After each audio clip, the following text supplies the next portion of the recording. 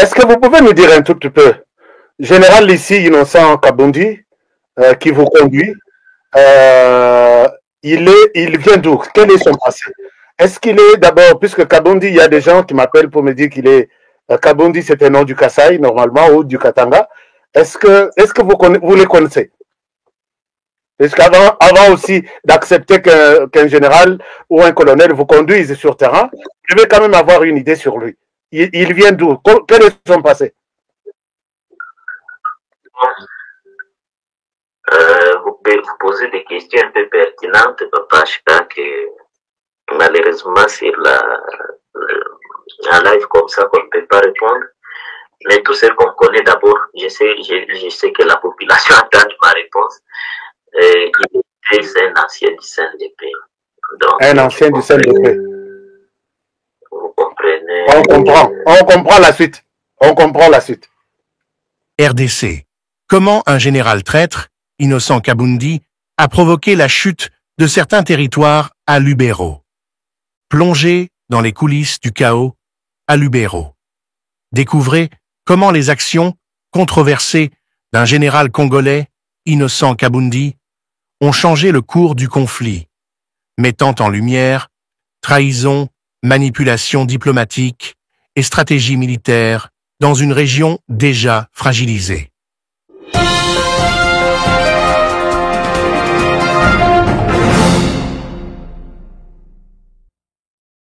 La République démocratique du Congo, RDC, est depuis longtemps le théâtre d'une instabilité chronique marquée par des conflits internes et des influences extérieures.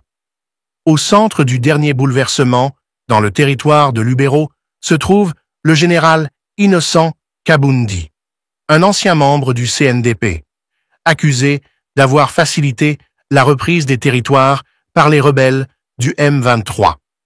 Cette trahison présumée met en lumière des failles profondes au sein des FARDC et la complexité des relations géopolitiques dans la région des Grands Lacs. Depuis des décennies, le Nord Kivu est une région tourmentée où se mêlent ressources naturelles, ambitions politiques et conflits armés. Les récents événements à Lubero illustrent cette tension. Les FARDC, après avoir récupéré plusieurs villages stratégiques, ont vu ces derniers retomber sans combat entre les mains du M23, un mouvement rebelle soutenu par le Rwanda. Ce revirement soulève de nombreuses questions, notamment sur le rôle qu'a joué Kabundi dans ces pertes. Kabundi est accusé d'avoir pris des décisions qui ont affaibli les positions des FARDC dans le sud de Lubero. Les ordres de retrait qu'il a donnés à des moments critiques ont permis aux rebelles du M23 de s'installer rapidement dans les villages conquis. Pour beaucoup, ces actes ne sont pas de simples erreurs stratégiques, mais des actions délibérées favorisant les intérêts du M23 et indirectement ceux du Rwanda. Ce comportement soulève également la question de l'intégration des anciens membres du CNDP dans les FARDC. Cette politique, mise en place après les accords de 2009, visait à réconcilier les factions armées, mais elle a créé un terrain fertile pour les infiltrations et les actes de sabotage de l'intérieur. Les témoignages des soldats ayant combattu à Lubero mettent en évidence un sentiment de trahison. Nous tenions fermement nos positions quand on nous a ordonné de nous retirer, confie un soldat. Quelques minutes plus tard, le M23 était en place, sans qu'un coup de feu soit tiré.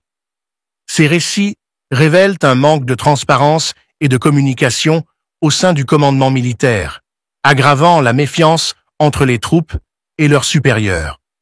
Les accusations de collusion entre Kabundi et le Rwanda s'inscrivent dans un contexte plus large de relations tendues entre Kinshasa et Kigali.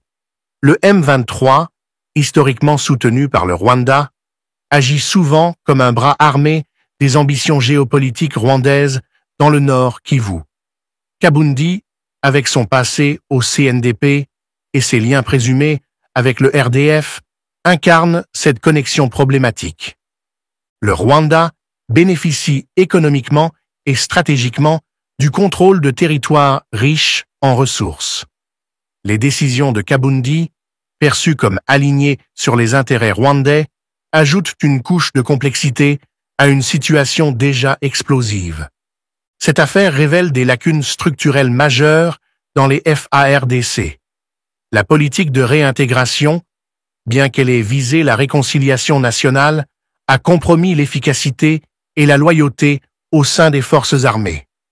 Kabundi symbolise ces failles, mettant en lumière le besoin urgent de réformes et de mesures de responsabilisation. Pour la RDC, les